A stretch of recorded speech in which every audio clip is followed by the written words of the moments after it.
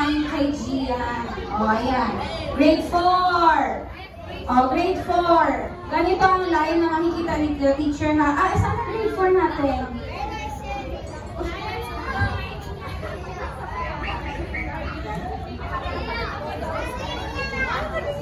Grade 4. Asan yung grade 4? Line ng grade 4 dito.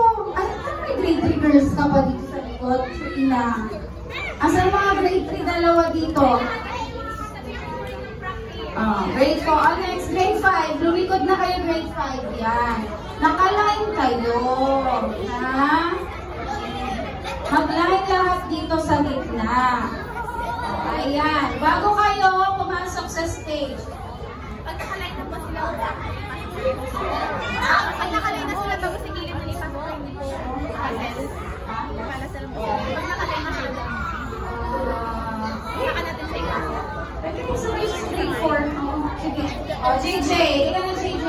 Ay, sunod na